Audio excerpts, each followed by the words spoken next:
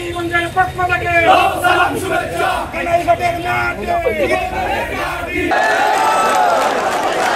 বাংলাদেশ জাতীয়তাবাদী দল বিএনপির বিরুদ্ধে অপপ্রচার এবং দলটির ভারপ্রাপ্ত চেয়ারম্যান তারেক রহমানকে নিয়ে কটূক্তির প্রতিবাদে পুরো দেশের বিএনপি এবং অঙ্গ সহযোগী সংগঠনের নেতৃবৃন্দ তারা ফুঁসে উঠেছেন এবং এরই ধারাবাহিকতায় সিলেটের কানাইঘাট এবং জকিগঞ্জ উপজেলা এবং পৌর যুবদলের নেতৃবৃন্দ তারাও কিন্তু বিশাল বিক্ষোভ মিছিল করছেন।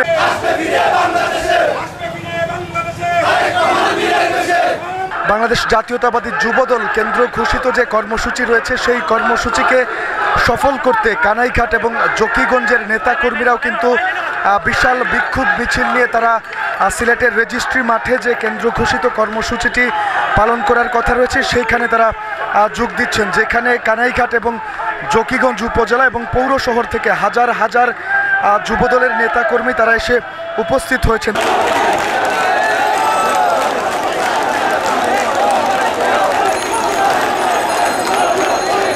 তাদের প্রত্যেকের অভিযোগ একটাই, পুরো দেশে বিএনপির বিরুদ্ধে ষড়যন্ত্রমূলকভাবে অপপ্রচার হচ্ছে এবং দলটির ভারপ্রাপ্ত চেয়ারম্যান তারেক রহমানকে নিয়ে কটূক্তি করা হচ্ছে এবং সেই সঙ্গে পুরো দেশে ষড়যন্ত্রমূলকভাবে আইনশৃঙ্খলা পরিস্থিতির ব্যাপক অবনতি ঘটানো হচ্ছে ইচ্ছাকৃতভাবে এবং নির্বাচনকে পেছানোর একটি পায়তারা চলছে। এরকম অভিযোগ এনে পুরো দেশেই কিন্তু বিএনপি এবং অঙ্গ সহযোগী সংগঠনের নেতৃবৃন্দ তারা ফুঁসে উঠেছেন এবং এরই ধারাবাহিকতায় অগ্নিস্ফুলিঙ্গের মতো জ্বলে উঠেছে সিলেট বিএনপি এবং তার নেতৃবৃন্দ।